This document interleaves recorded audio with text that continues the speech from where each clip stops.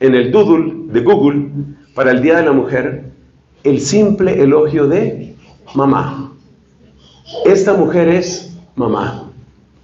Y eso tiene una gran repercusión, porque cuando se elogia a las mujeres por todo lo demás, que está muy bien, esos logros empresariales, políticos, económicos, literarios, científicos, ¿qué impacto tiene eso en los usuarios de Google? En los usuarios de Internet en general. Porque yo tomo como ejemplo lo de Google, pero es que igual sucede en muchas otras partes. ¿Qué implicaciones tiene eso? Pues pregúntese usted cuál es el sector de la población que más utiliza Internet. Los jóvenes y las jóvenes. Entonces, ¿qué pasa si una niña, desde la edad, a ver, digamos aquí una niña al azar, Luciana, por ejemplo. Ella sabía que yo la iba a mencionar. Luciana, allá la hermosa Luciana, una niña o adolescente o jovencita, bueno, ahí está ella en su crecimiento. Lucianita querida usa Internet y se da cuenta que a las mujeres las elogian por todo menos por ser mamás. Eso sucede todos los días. Es decir, la gran ausente de los elogios es la maternidad. Una usuaria permanente de Internet está absorbiendo eso de una manera que podríamos llamar casi inconsciente. Entonces, usted pregúntese, cuando ahora se le pregunta a una chica, 14, 15 años, ¿y tú qué tienes pensado para tu futuro? ¿No es cierto que la mayor parte de nosotros nos sentiríamos muy sorprendidos, pero muy sorprendidos, de que dijera una chica, yo lo que quiero ser es mamá? No, pues sí, pues se supone que vas a ser mamá, pero ¿qué quieres ser? Como quien dice, eso no cuenta. Yo quiero ser empresaria. Vas a tener tu propio emprendimiento. Bien. Lo de mamá, pues sí o no, sí se da o no se da o no importa. Pero lo importante es lo otro. Eso proviene de un desprecio tácito a la maternidad. Ser mamá o no importa, o no suma, o no significa, o simplemente se da por descontado. Soy mamá, bueno, bien, eres mamá, pero además de ser mamá, ¿qué más eres? Como quien dice, ser mamá no cuenta, no suma. Eso tiene un efecto en la mente de muchas personas. Porque cuando miran su futuro, consideran que lo de ser mamá está por allá lejos, muy lejos, y muy incierto además. En el mundo empresarial, que una mujer quede en embarazo es siempre tratado como un problema que las empresas siempre se cuidan, un problema que habrá que tratarlo dentro de los límites legales. Por ejemplo, no la pueden despedir, evidentemente, y tienen que darle los tiempos apropiados, las licencias de maternidad, de lactancia, de lo que sea. Bien, pero es un problema. Entonces, piense usted que esa muchacha, esa Luciana, por ejemplo, esa Luciana que lleva recibiendo todos los días, lo importante es tener una carrera, lo importante es hacer dinero, lo importante es empoderarme, lo importante es ser exitosa, eso es lo importante, eso es lo único importante. Ella llega, después de que ya tiene su carrera y probablemente su posgrado, llega a una empresa, y en la empresa hay el mismo ambiente. Ojalá no te embaraces, nadie le va a decir eso, pero ese es el ambiente que hay. Ojalá no te embaraces, qué mal si te embarazas, qué problema si te embarazas. Eso te va a quitar muchos puntos. Ese es el descrédito de la maternidad. En la publicidad, en general, lo que conduce a la maternidad, a saber, los ciclos normales de ovulación de la mujer, lo que conduce a la maternidad es tratado solamente como una incomodidad, como un fastidio, como algo que debería desaparecer o volverse invisible. Por supuesto, estoy hablando de la menstruación. Mi primer contacto con esta realidad sucedió cuando yo mismo era un niño, y en la televisión, esto lo he contado en alguna otra oportunidad, había una propaganda de toallas higiénicas. Y entonces el lema era, ahí venía la marca de la toalla respectiva, me salvó el paseo. Es decir, a pesar de que tengo mi periodo, a pesar de que estoy menstruando, a pesar de eso, logré ir al paseo. Es decir, la menstruación es un obstáculo que hay que vencer para poder disfrutar la vida, para poder tratar a los demás, para poder estabilizarse emocionalmente. Hay toda una propaganda negra en contra de uno de los procesos más naturales, biológicamente más naturales de todo el universo, como es la ovulación y la menstruación. Pero hay toda una campaña, como que eso es un problema, y que si logras quitarte ese problema, y sucede una cosa, si uno es varón, como es el caso mío, y uno critica la desaparición de los aspectos positivos que están conectados con el periodo de las mujeres, entonces, ¿qué sucede? Pues sucede lo que me ha pasado a mí. De inmediato no falta la feminista que dice, pero es que como a usted no le tocan esos periodos, usted no tiene que estar ahí 2 días pensando, ¿será que esta vez sí me muero?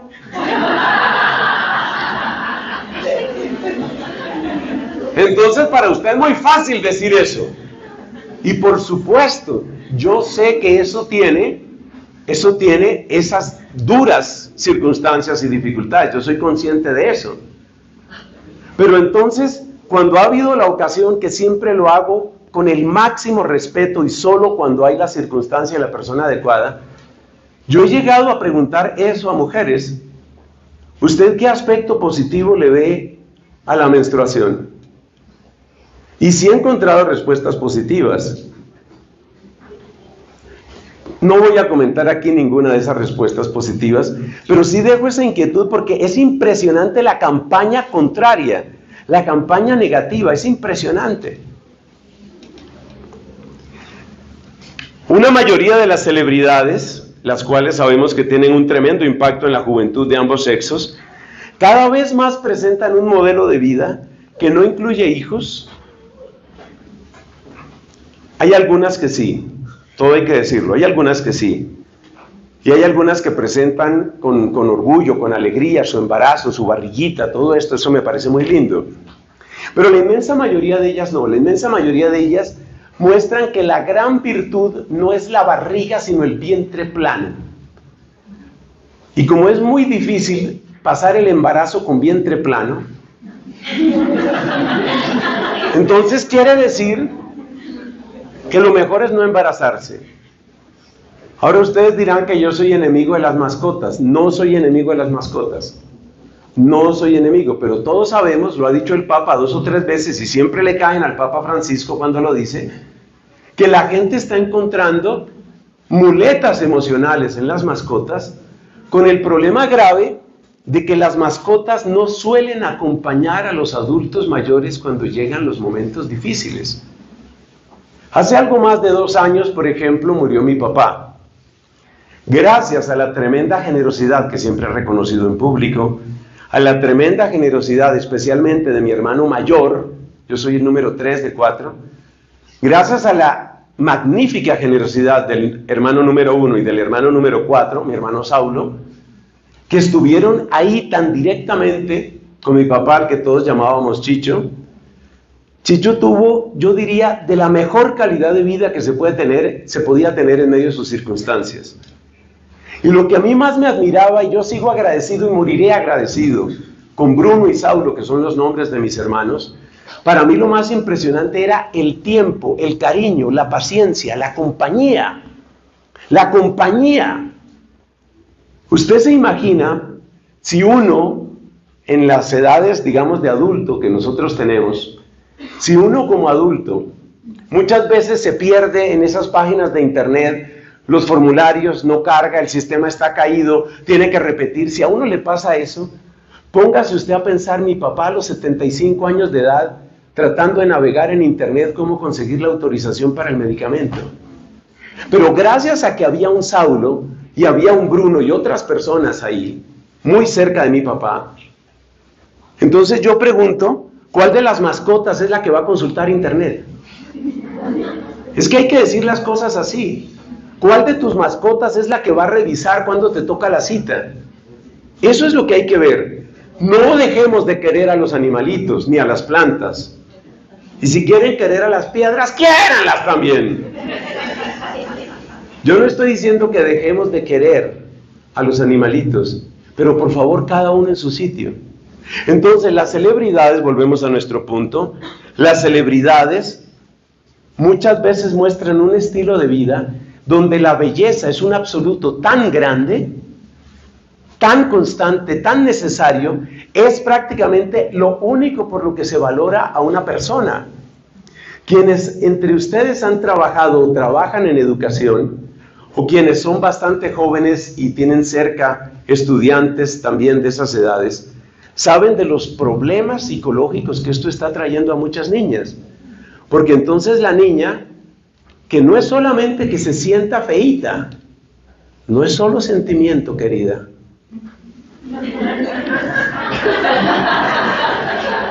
La niña que no es tan agraciada, vamos a decirlo de esa manera, pero que ya tiene claro que ni va a crecer 30 centímetros, ni se le va a estirar el cuello, ni le va a volver la cintura, y así sucesivamente. Esa muchacha se siente descartada por el mundo. Esa muchacha siente que no vale. Cuando nos ponen a todos a medirnos solamente por la belleza física, pues hay una cantidad de gente que ya queda descalificada. Caso aquí presente, pero sigamos. Bueno, eso es el descrédito de la maternidad. El descrédito es como una mirada de sospecha, de desprecio, de indiferencia, como que no importa, y como que si eres mamá, lo único que significa para nosotros es que vamos a tener problemas contigo, porque piden más permiso las que son mamás que las que no son mamás. Y además de enfermarse la empleada, la obrera, y utilizo esos términos así fuertes para que se entienda cómo miran a la persona, además de que ella se enferme, ahora resulta que tiene 3 hijos, 4 hijos, entonces las posibilidades de incapacidad se multiplican por 3 o por 4. ¿Cuántos hijos dijo que tenía usted? Le pregunta, ¿cuántos hijos dijo que tenía? 4. A ver, ella y 4 se multiplican por 5 las incapacidades. Esas son las cuentas que hacen las empresas. Pero más allá de eso, tenemos que pasar a un tema más serio, que son las señales de ataque a la maternidad. Y el primero de esos ataques no es otro, sino los métodos anticonceptivos. Tenga en cuenta nada más el vocabulario que utiliza la gente. ¿Cuál es el vocabulario que usa la gente? Por ejemplo, una amiga le cuenta a otra amiga: mira, no sé a quién decirle esto, estoy en una angustia que no te imaginas, no me ha llegado el periodo, yo creo que estoy embarazada, yo he sentido unas cosas, yo creo que estoy embarazada. Primera pregunta que le hace la amiga, yo pongo entre comillas esa amiga, primera pregunta que le hace la amiga: ¿pero ustedes no se estaban cuidando? Entonces yo, que tengo esa maña desde muy pequeño, según contaban mis papás, yo analizo palabras. ¿Qué significa se estaban cuidando? Porque cuando uno se cuida de, ¿cierto? Entra un perro bravo, yo me cuido del perro bravo. Viene la DIAN, me cuido de... Bueno.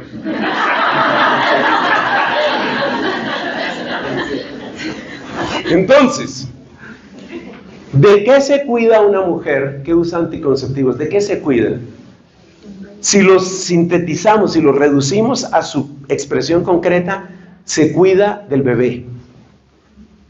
Si yo me cuido del perro bravo, porque me hace daño, y yo me cuido del bebé, entonces el bebé queda clasificado como un enemigo. El uso de los anticonceptivos, y esto lo dijo con una gran claridad, hubo quien quiso oír, hubo quien no, pero esto lo dijo con una gran claridad el Papa San Juan Pablo II, cuando dijo que el aborto era el desenlace forzoso de la mentalidad anticoncepcionista. Y eso es real, eso es real. La inmensa mayoría de los abortos voluntarios suceden exactamente por eso, son un método anticonceptivo. No quiero ese bebé. Entonces, hay un verdadero ataque a la maternidad que empieza con los anticonceptivos. Y debo decir aquí que muchas veces las primeras que insisten en el tema anticonceptivo son las mamás con las hijas.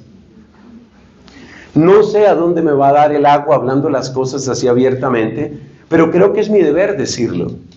Son las mamás las que muchas veces empiezan a meterle a las hijas esa idea. Porque parten de la base de que ya mi hija tendrá vida sexual activa, luego por consiguiente lo importante es que ahora, entre comillas, se cuide. Como tenemos varios psicólogos y psicólogas, por ejemplo aquí en Familia Espiritual, yo quisiera que alguna buena psicóloga hiciera un buen estudio, que no es fácil de hacer, sobre el impacto cerebral que tienen los anticonceptivos. ¿Por qué? Porque piense usted esto, cada pastilla, si va a utilizar la pastilla o parche o incluso los métodos de barrera, cada pastilla que está tomando la mujer es una manera de repetirse a través de un ritual, y de lo que yo aprendí de psicología dice que nada se aprende tanto como aquello que está acompañado por acciones físicas. Eso es lo que usted más aprende. Entonces, si esta mujer toma la acción física, pastilla, poquito de agua, tomo, cada vez que está haciendo el ritual, le está diciendo a su cerebro, un bebé es un problema, un bebé es un enemigo, el enemigo es el bebé, el enemigo es el bebé. Repetirse eso. Ahora hagamos cuentas. Muchas de estas mujeres, por favor destapas esa botellita, gracias, muy amable. Muy amable. Entonces, ¿qué pasa? Muchas de estas mujeres, sin la tapa, por favor. Muchas de estas mujeres inician, como se dice ahora un poco eufemísticamente, inician su vida sexual, digamos, 14, 15, 16. Tratemos de no ser muy exagerados, ni hacia arriba ni hacia abajo, supongamos que a los 16. ¿Y qué sucede después? Pero esa mujer no se va a casar a los 16. Ni a los 17, ni a los 20, ni a los 25. Seamos generosos nuevamente, digamos que esa mujer se va a casar a los 26 años. 26 años significa 10 años repitiéndole a su cerebro, un niño es un problema, un bebé es un problema, el bebé es el enemigo. Sí, yo sé que esto suena antipatiquísimo, pero esa es la mentalidad, eso es lo que está ahí.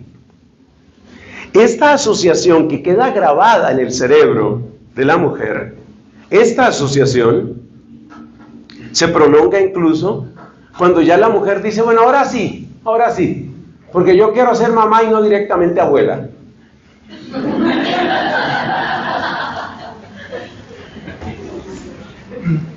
Entonces ella dice, ahora sí. Cuando ella dice ahora sí, ese ahora sí no destruye 10 años de autoadoctrinamiento de su cerebro, según el cual el niño es el problema. Entonces, ¿qué he visto yo? Es que sucede que ya estos años uno tiene cierta experiencia en varias cosas. ¿Qué tal que no? Ya son más de 30 años de servicio sacerdotal que Dios me ha concedido. En 30 años uno ha conocido mucha gente. Y uno ha conocido la niña que se vuelve jovencita, que se casa, que se vuelve mamá. Uno conoce muchas historias. Por eso una de las preguntas que yo me hago interiormente es, ¿cómo serán las mamás de una comunidad llamada familia espiritual? Esa es una gran pregunta que yo tengo. Vamos a ver cómo se resuelve. Tenemos algunas señales, hasta ahora, más bien positivas. Entonces, observe usted esto. Usted lleva 10 años, señora, mujer, usted lleva 10 años diciéndole a su cerebro, un niño es un problema, un niño es un problema, un niño es un problema. Y usted dice, bueno, ahora sí un bebé. ¿Qué le sucede a la mujer cuando dice, ahora sí un bebé? Pues que tiene el bebé, y goza el bebé, y toma fotos con el bebé. Entonces, el bebé en medio de algodones, el bebé en ropa de conejito, el bebé en la playa, el bebé dormido, el bebé vomitado, el bebé con diarrea.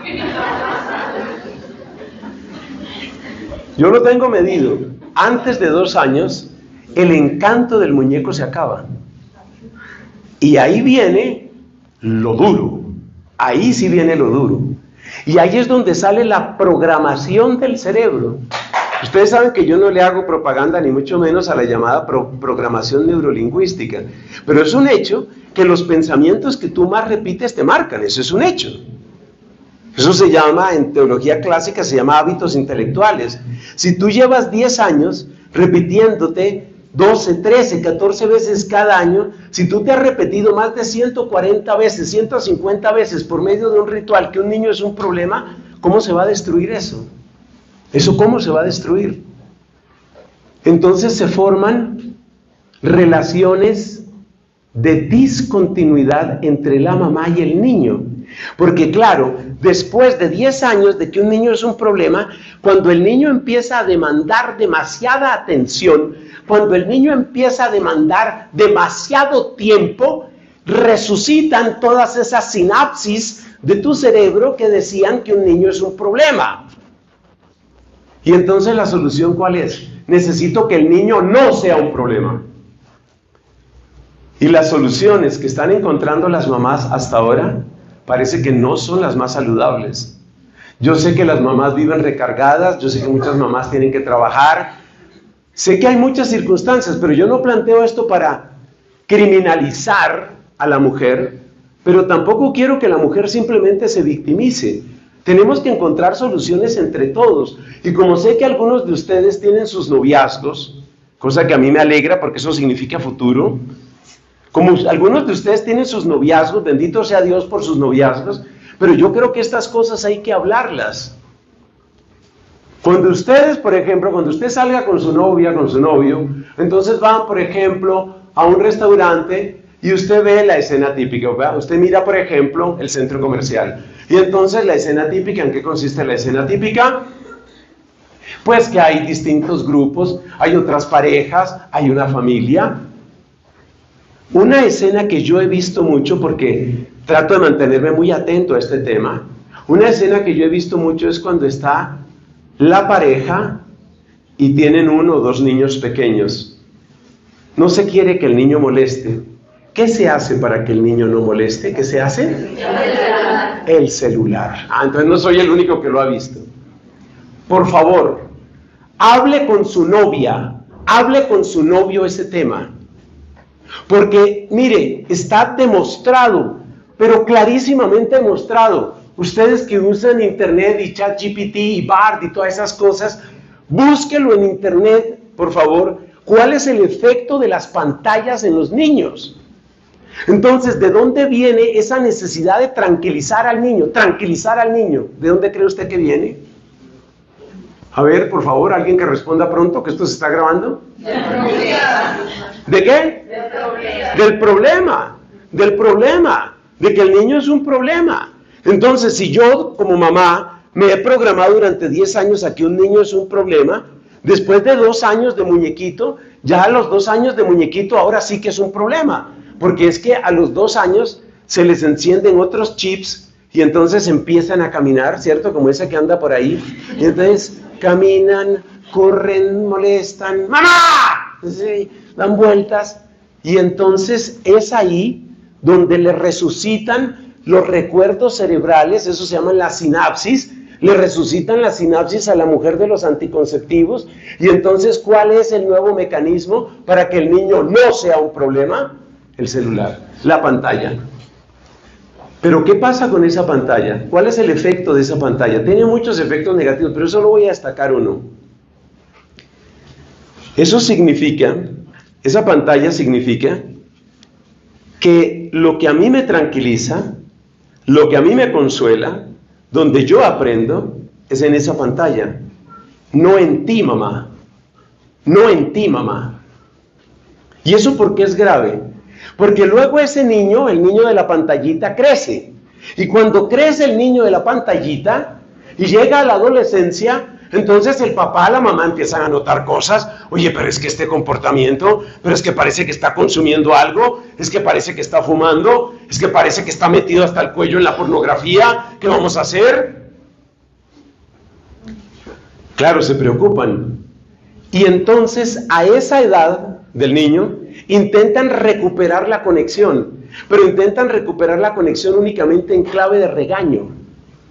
Por supuesto que no funciona, porque si el niño pudiera poner en palabras, el niño diría, un momentico, tú ahora quieres ser gran autoridad en mi vida y tú ahora quieres demostrarme por dónde son las cosas y qué es lo bueno y qué es lo malo.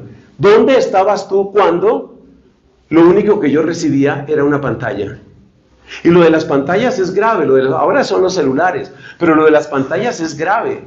Desde hace tiempo, ustedes recuerdan una cosa que es muy antigua, es casi de la época jurásica, una cosa que se llamaba DVD. ¿Recuerdan los DVD, sí? ¿Les suena de algo por allá lejanamente?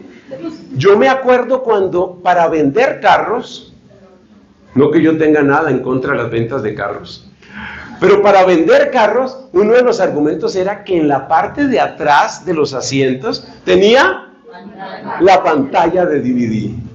Y esa era una gran cosa, era una cosa maravillosa, porque el que podía comprar ese carro que tenía 2 pantallas, incluso podías tener películas diferentes. Entonces la niña quiere una película más tierna, el niño quiere una película de monstruos, película para cada uno, y viajamos tranquilos, porque ahora el niño no es problema.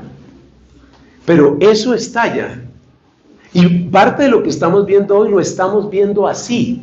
Estamos viendo eso. Estamos viendo la imposibilidad de los padres para reconectar con los hijos, porque precisamente sienten un momento